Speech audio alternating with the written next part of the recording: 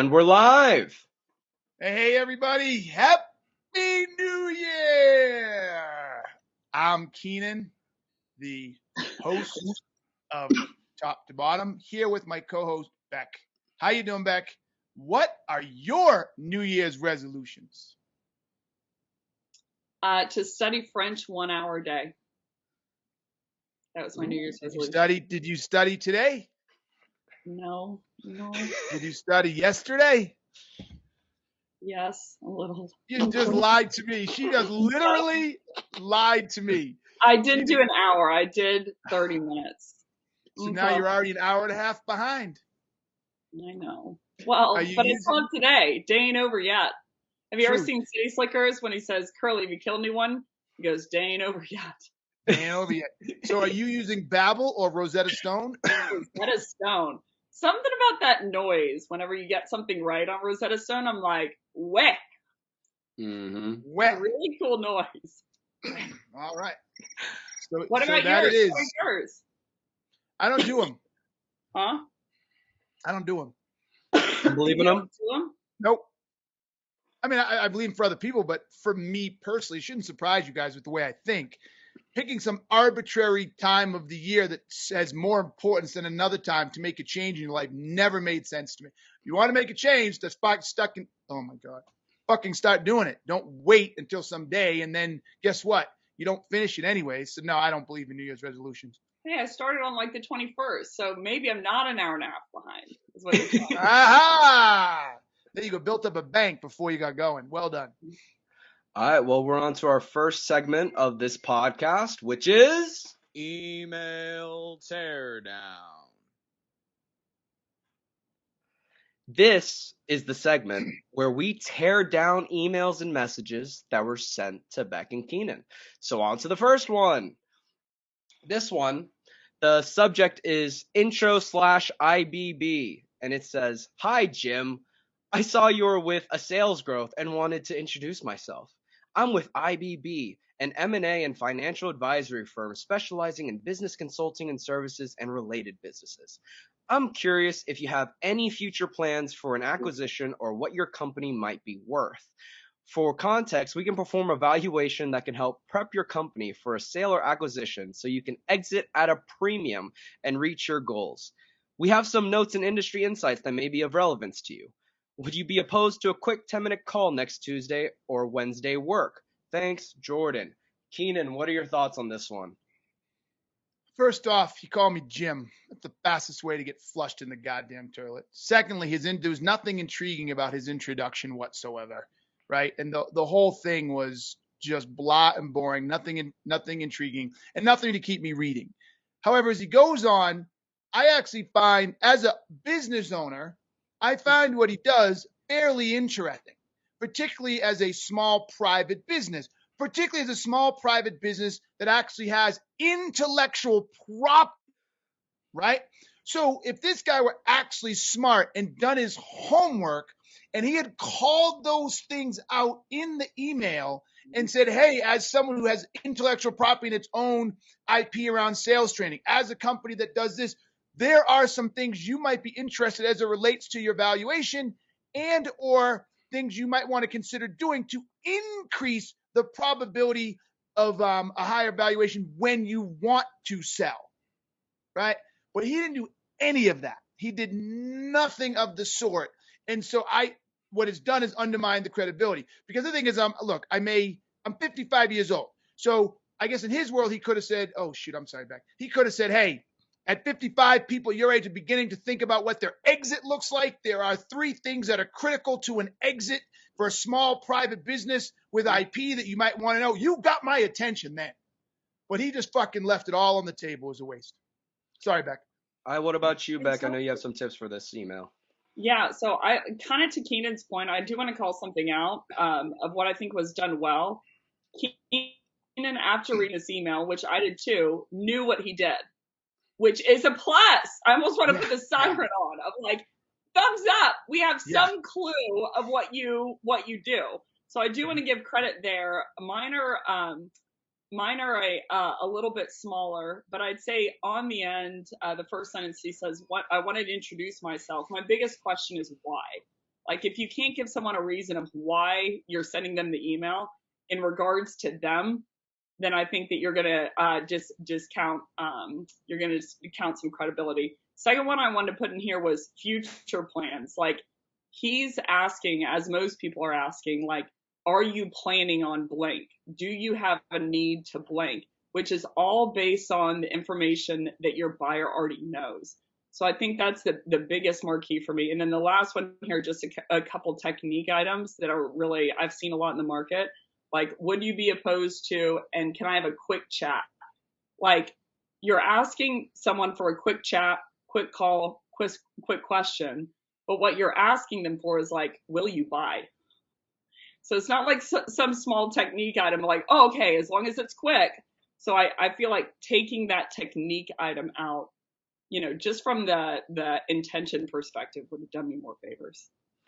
All right, we're on to the next one. This one's a little bit of a long one, so we're going to try to get through it. But it says, on February of 2022, he says, just wanted to say hi and let you know about my new company. I have sold to the NFL, UFC, AT&T, Invesco, as well as many startups. I know that producing qualified leads or recruiting top talent is a huge drain on resources, so I started my own lead generation / recruiting company.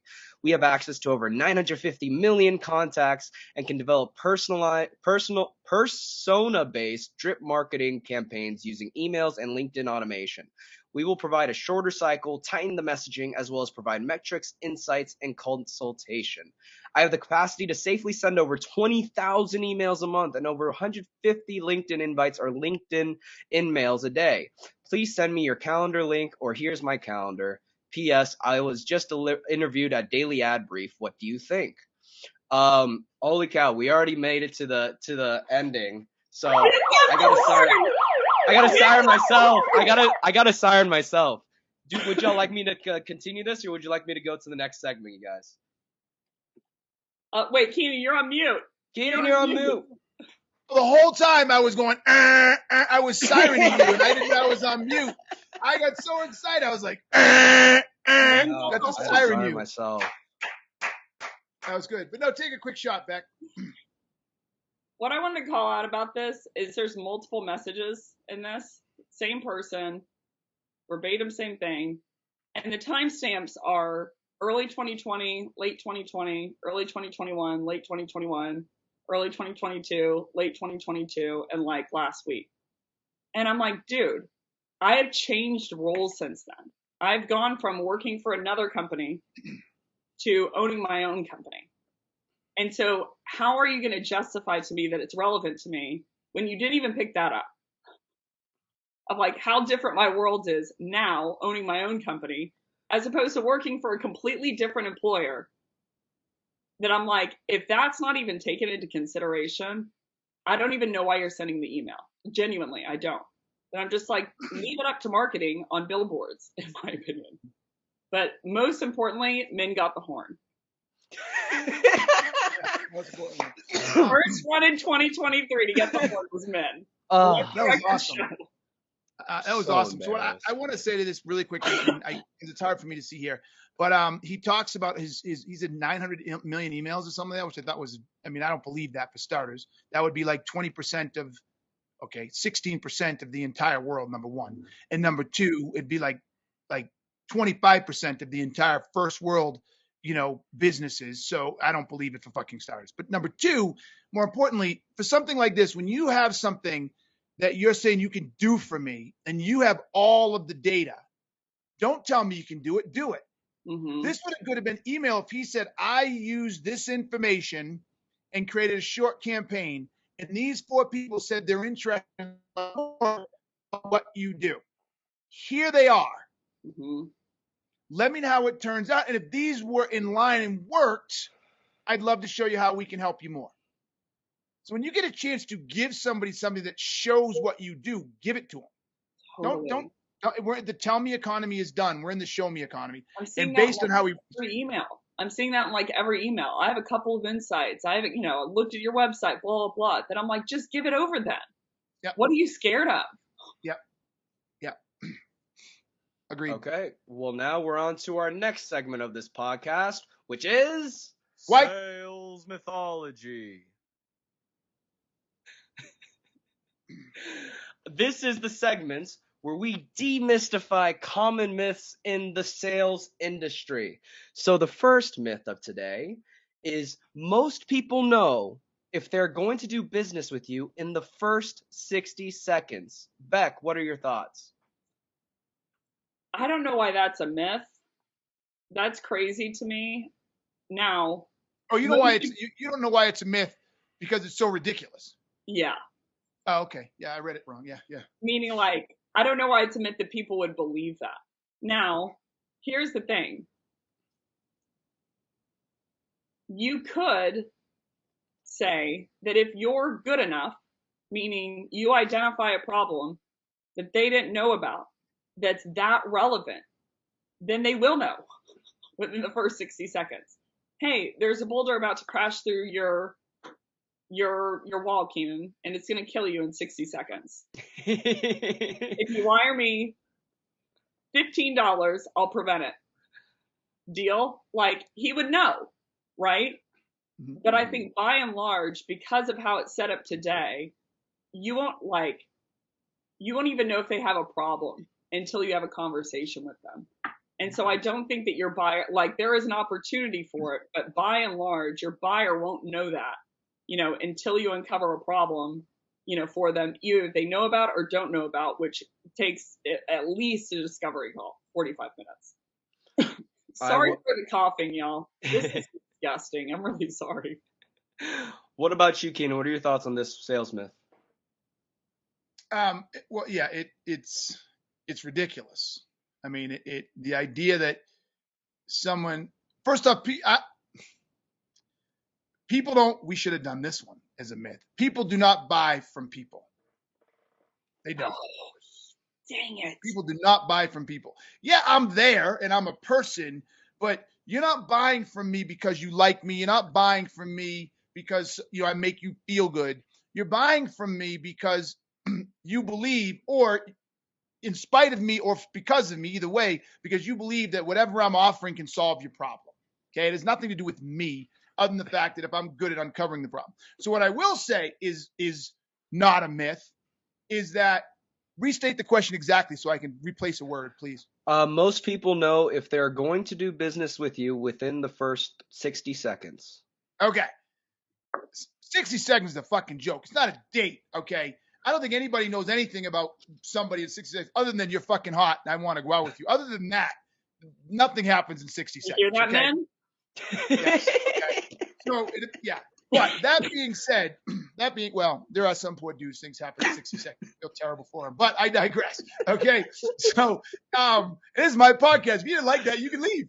Okay. So what I will say is, and I'm going to change that 60 seconds to 90. Okay. Or 120. Somebody read it one more time for me, man. One more time. Yes, most people know if they're going to do business with you within the first 60 seconds. I will change it to most people will know if you're credible in the first 120 seconds. That's the fact. That's the fact. Not will they buy from you, but they will know if you're credible in the first 120 seconds. And if they find you credible, you have just completely turned the tables in your favor and increased the probability that they will buy from you if it makes sense.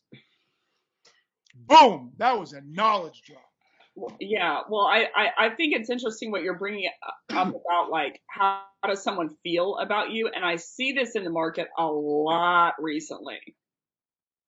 Empathy, being kind, being personal, knowing their outside interests, sending them baby wipes during the pandemic because they don't have them. And that's all fine and good. And I think that that's table stakes, in my opinion, that you should care for someone. Like, you're not a human if you don't. But that's not a reason to buy. And even if someone does buy because of that reason, it's, number one, extremely manipulative, extremely unethical because it's manipulative. And number two, you have no idea whether that's truly long-term the right purchase for them. So actually, you're having zero empathy whenever you're manipulating based on that. But I've been seeing that a lot in the market. But I'm like, the biggest piece to me is, like, and Eric Byrne goes into this in his book, Games People Play, definitely suggest picking up a copy of that. But he basically goes into the child, parent, and adult ego state, and how you feel is in the child ego state. So what that means is like easy come, easy go. I feel like I want a burrito tonight. No, I want Chinese food tonight. No, I just want to, have a salad and stay at home. And they can flip like that over and over and over. So if you're pain selling, for instance, that's an emotional manipulation based on how they feel in the moment. So even if you're going to say that that's ethical and that's a good game plan, which should be very freaking clear, it's not.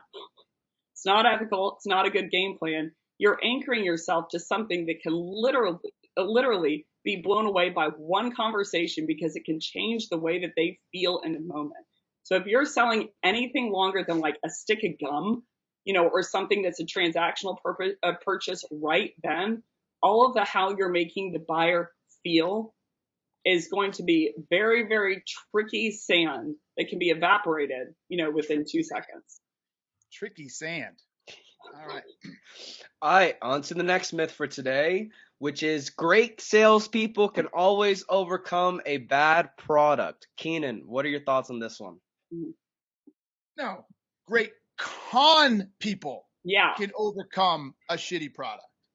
And if you think selling is conning, you're the reason that I have a job, and you're a reason that my organization, our whole phrase or tagline is time to change the way we sell.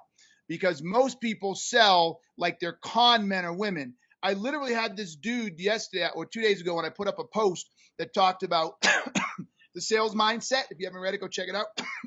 And he literally said, look, I agree with you, Keenan, but not everybody has a product with massive differentiation, and clients don't always have big problems, and they still have to make quota. He was basically implying that you got to figure out how to sell something to somebody that doesn't have a problem that your fucking product won't fix. And I was like, this is on text. He's lucky he was on text. I would have blown a gasket in person. And then I wrote back and tried to explain it, and he still didn't get it. He still didn't get it. There is very few, if any, businesses on the planet making money today that don't offer some competitive differentiation or value. So figure out what yours is, figure out what problem they're having and why your problem or differentiation or service can solve that problem, and fucking do it. So no, absolutely not great salespeople can overcome a bad product. Assholes and conmen overcome a bad product. And good salespeople say, I can't help you, and move on. And then, a really good salesperson does, they then go in to the organization and say, guys, our product needs help. And they work with the internal organization to improve it and move on. What about you, Beck? What do you think about this myth? Well, I think it depends on how you define great. If you mean great as in they can close stuff, then yes, someone can be great at sales and without a good product. Because if you're just emotionally manipulating someone and getting them to close and get them to buy, it's, their mindset is, how do I convince this person? But if you define great as someone who actually solves their buyer's problem by way of a purchase, no, you can't be great. You absolutely can't be great. So when Keenan was talking, I was thinking of the root of the term, like con man, is there was this guy in like the early 1900s, roughly around when Keenan was born, and his name was William Thompson. Keenan, you're on mute. I look good. I'll take it. Every time you make me look older and older, I'm like, I'm the best looking 123-year-old guy on the planet. When Keenan was born, Teddy Roosevelt was president. Ooh, I look good. First term. So this guy's name was William Thompson, and he basically, what he would do is he would go up to people. He would use empathy tactics, emotional techniques, very similar to what's in market today. He would start talking to people, try to get them to like him. And then at the end of the conversation, he would say, are you confident? He would ask for their watch, if he could borrow their watch, and ask them if they were confident that he would bring it back. And if they'd be like, oh, well, maybe a little, he'd be like, what, do you not think that I can bring it back? And he would take their watch and he would steal it and he would run away. He got thousands of watches. Finally got caught, got put in the New York Post, I think, and thrown in jail. So like the root of the term con is you emotionally manipulating someone to their detriment to your benefit. To be confident, falsely confident. Yes, that's falsely a con man. Ended early. Well, Keenan and I in 2023 have a spotless record. You can't ruin the spotless record. But this means that I can always go over because my record's already damaged. Okay, we're on to our next segment, which is Take it or leave it. This is the segment where I introduce common sales tactics, and Keenan and Beck let us know whether they would take it or leave it. So the first one of today is firing underperforming reps after 60 days. Keenan, take it or leave it. I'm leaving it. I'm leaving it. Look, you've got to, if a rep is underperforming in 60 days, you did something wrong with the onboarding, you did something wrong with the training, etc. Now, obviously, there are a few exceptions. If it's a super short sales cycle, okay. Mm-hmm. But there is absolutely nothing that could give you enough indicators that this person's going to fail or succeed in 60 days. Okay. So no, if you've built a system where you turn them over that fast and you sell something that is more than a 30, 45 day sales cycle, you're just an ass right now. And it's all an internal cultural problem. All right, what about you, Beck? Take it or leave it. I'm oddly enough going to teave it. So this is going to shock people on the line. But Keenan is much nicer than me. I'm like, cut it early, cut it often, you know, when you have identified of like, and you're confident that like this person is not going to work out. Now, to his point, for an AE, like I wouldn't be confident that you know long-term whether they're going to hit their quota, especially an account executive. An SDR, you definitely have a way more leading indicator. And I think that you know someone very early on, like for their behaviors and traits. But I definitely, like if you did them the you know, favor of hiring them, it was because you believed in them to some degree. So I think that you should honor that belief at least for 6 months to see how it shakes out. Like otherwise I would question the decisions that I was making. Now, if the person like commits to a certain activity and then is ghost styling or like isn't hitting the activity, to me, that's like a fireable offense of like, you have no repentance. You're not even trying. I don't believe that that's going to change. If this is the honeymoon stage and this is where we start, I don't believe that this is a long-term, you know, it's going to shake out for the long term. So that's kind of why I'm a Tiva. Okay, the next one for today is Keenan mirroring. Oh, wait. Keenan, you have something you want to say about this? No, I just, in typical Beck fashion, of course, the question was fire someone in 60 days, and maybe I should have said, the assumption is they haven't done anything wrong, okay? Yeah. Of course, if they're not showing up at work, if they're not getting on with employees, if they're not delivering on the deliverables, hey, I want you to get this done by this period of time. Yeah, of course you fire them, but you're not firing them because you don't think they can do the job. You fire them because they're being asshats. So yes, but I excluded all of those obvious reasons. It's someone's coming in and they're learning and they're not performing yet. So we probably should have said that. A non-performing rep after 60. I think it's because your context is full cycle reps, whereas most of the teams that I manage were SDRs. So you have earlier indicators because it's an earlier indicating role. Even with that, you figure 30-day onboard. Okay, anyways, 30-day onboarding, and I got to give it so. Okay, anyways, yes, that's fine. I've seen some stuff. I've seen some stuff. All right, next one. All right, the next one for today is mirroring. Beck, take it or leave it. Mirroring, leave it. As a sales technique. It's a sales technique and it's putting all of your intention on sales technique. So I'm going to leave it. What about you, Keenan? Take it or leave it? Leave it. It's disingenuous. It's inauthentic. I mean, mirroring is pathetic. And as a matter of fact, I'm probably the greatest example of that in the world. I don't mirror anybody. Right? I actually break all the rules. But I break the rules in an effort in a way that helps people, my authentic self, show up to understand who they are, what they're doing, what's important to them. And before you know it, you know, I could be a con man. They have all the confidence in me in the world. So no, mirroring is pathetic. Stop it. The last one. Mirroring.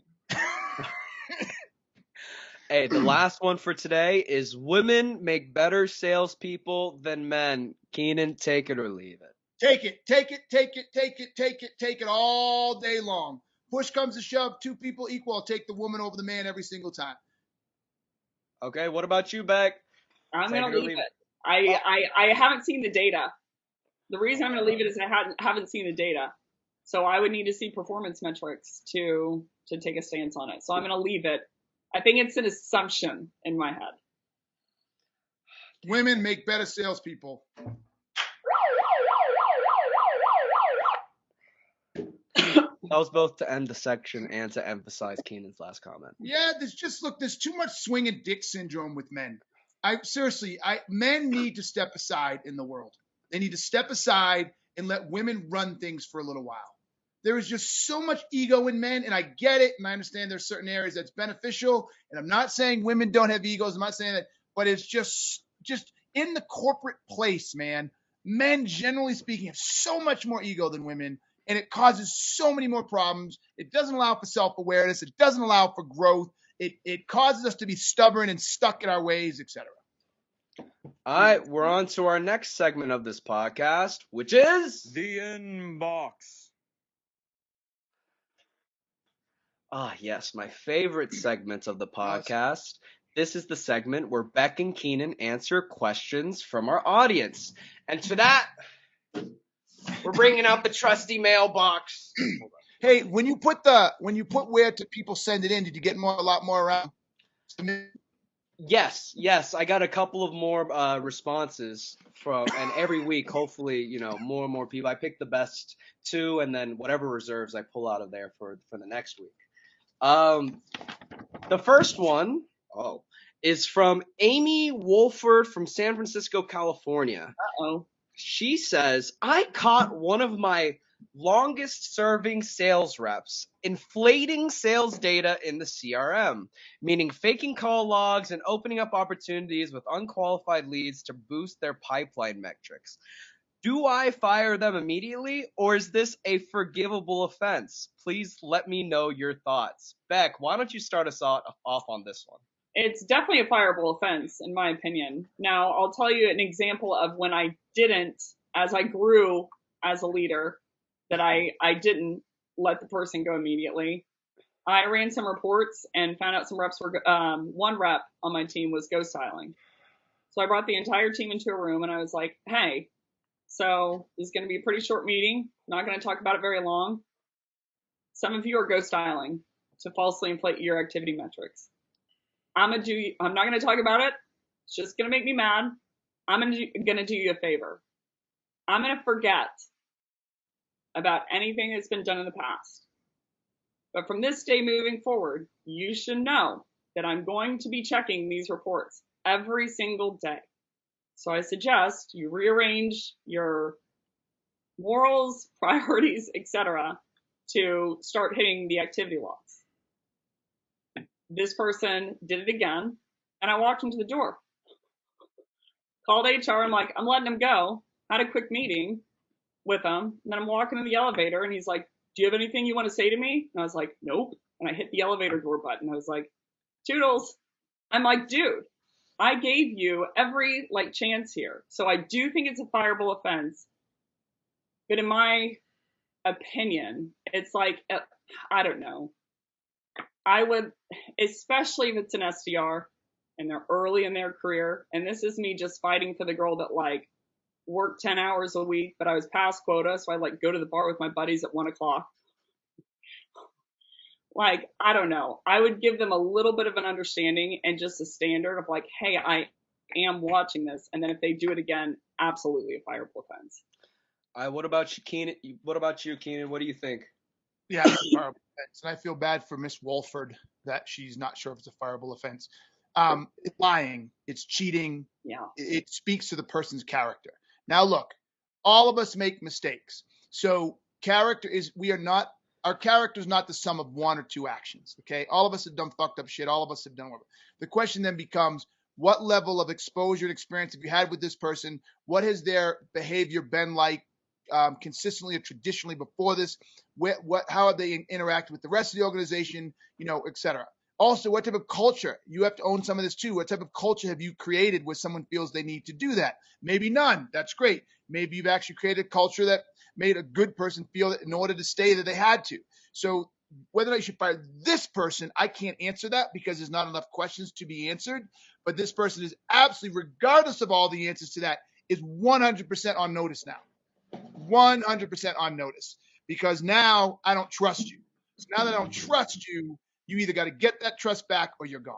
Because there's intention behind that. That's Yes. premeditated, Keenan. Yeah, 100%. That's really premeditated. To your point, it's like, are the rest of reps missing activity metrics? It's something I take into account.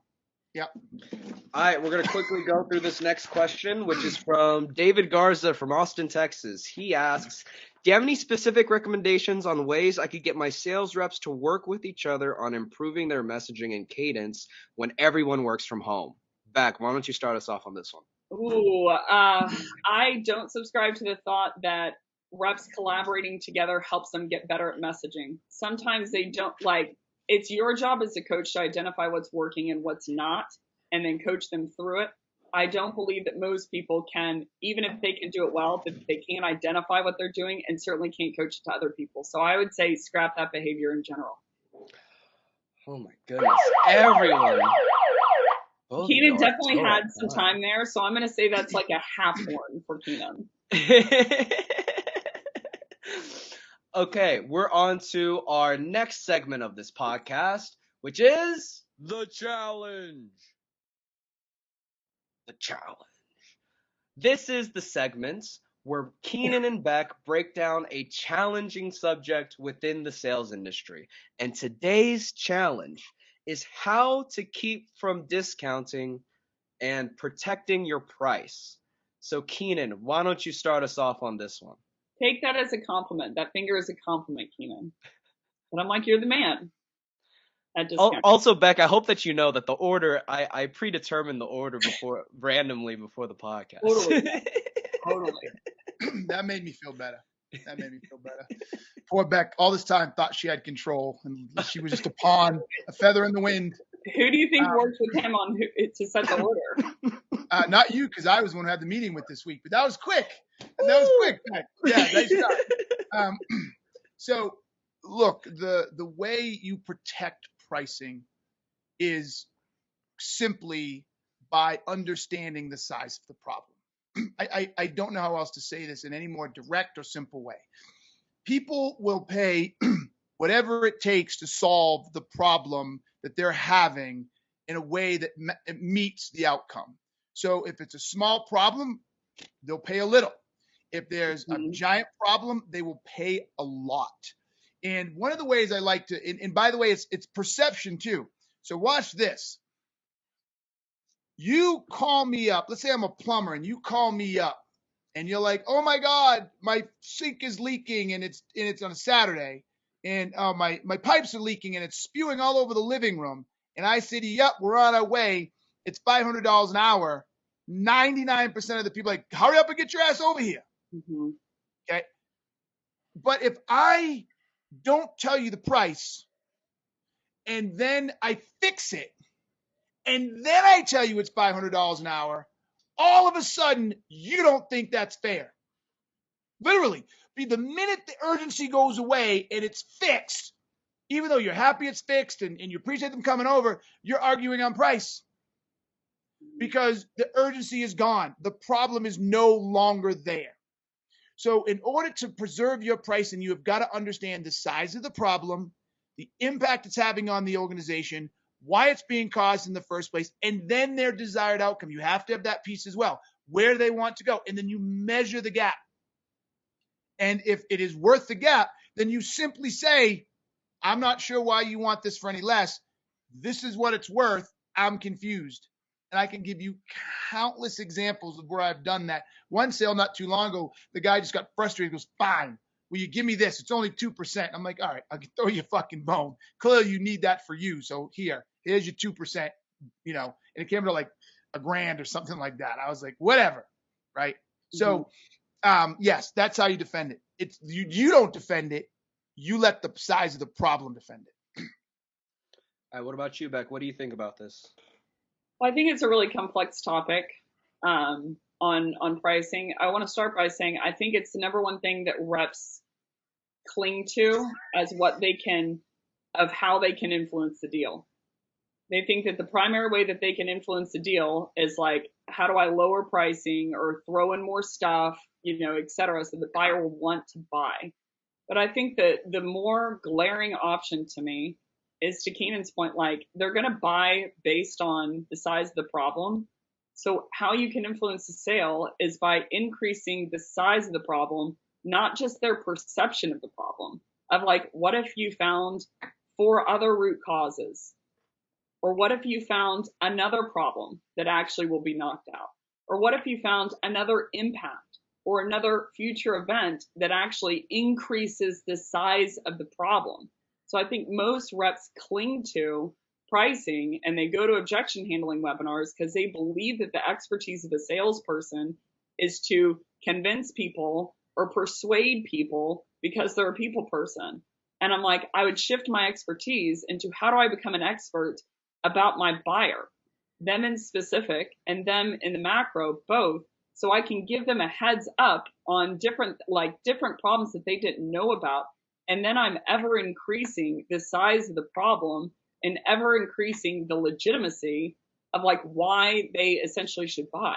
So I think that that's why reps cling to it, is they're like, this is the easy thing that I can decrease, that someone will want to buy, but like it doesn't instill any confidence in them. I think that most of the war on the buying selling floor is the buyer, believes that your pricing isn't real because of their like experience. They're like, you're going to discount, you're going to, flex is saying all over the place. Like you're essentially going to try to get the most money out of me as possible.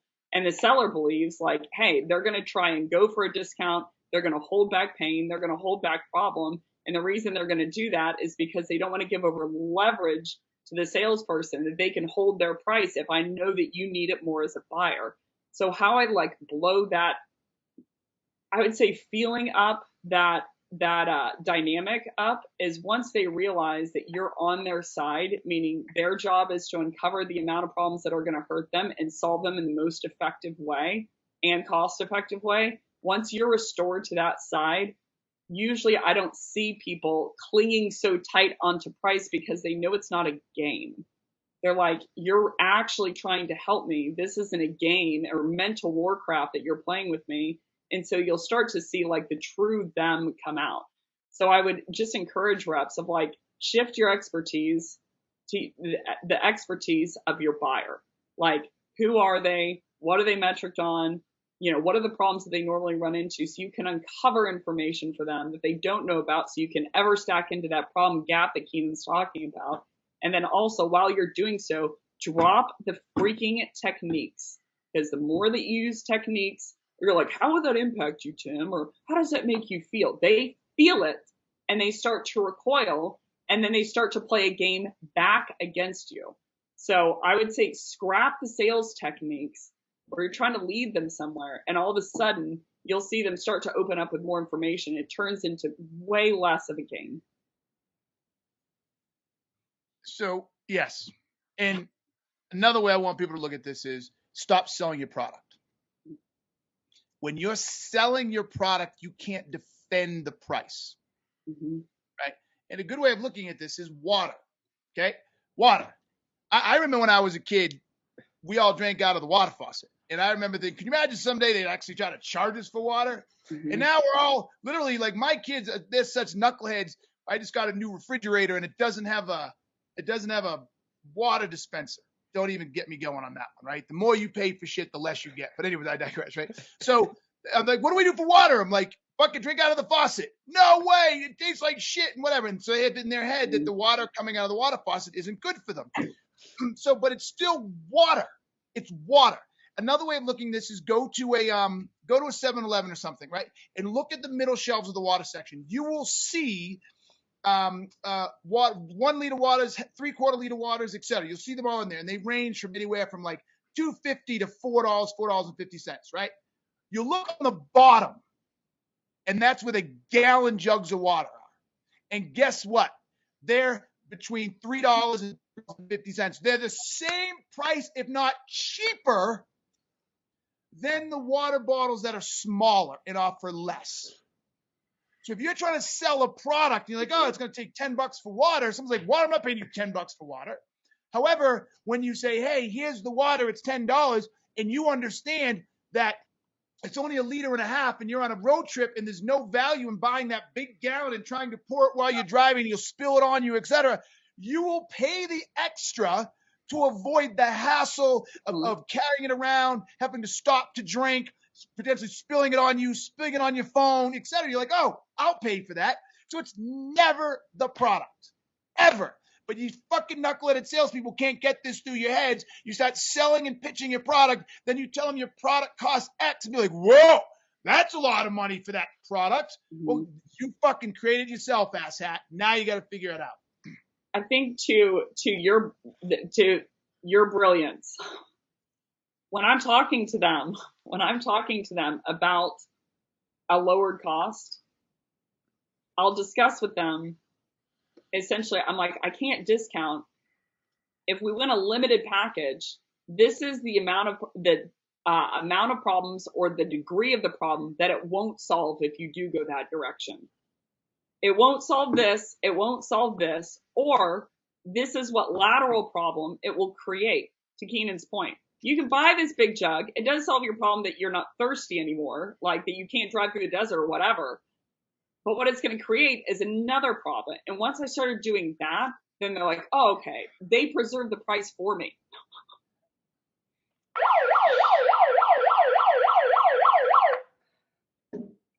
All my opportunities to siren y'all have been foiled.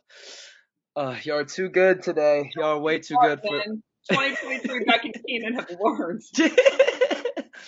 All right, well, we're on to our last segment, which is the rants. This is our segment where Beck and Keenan give us their closing thoughts and share with us what's on their mind.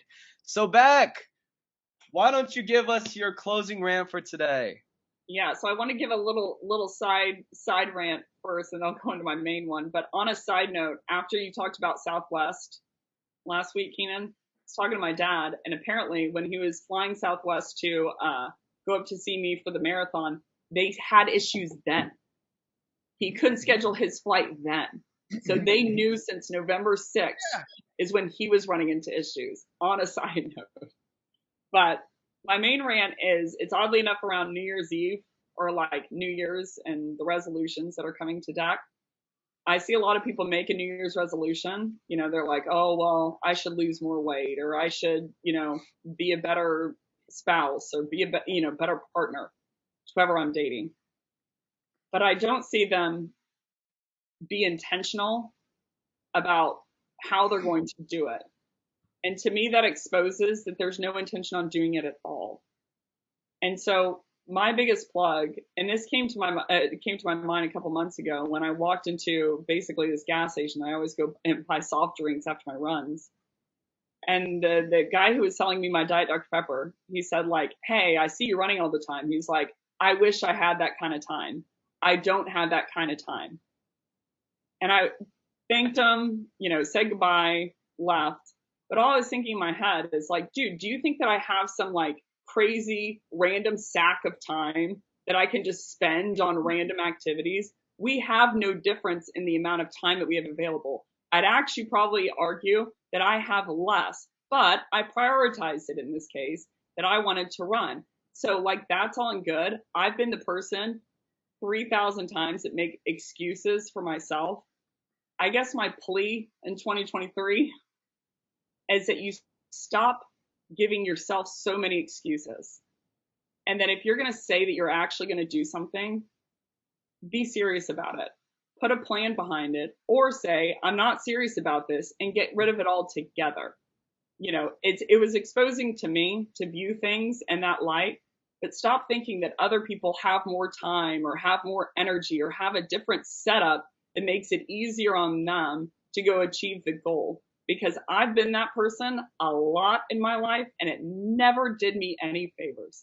So I'm like, 2023, I would err towards, if I could, wave a magic wand of like evaporating all the excuses that you have, that you self-create, and just identify what you truly do want to do, and then identify a plan of how you can do it and go execute on it.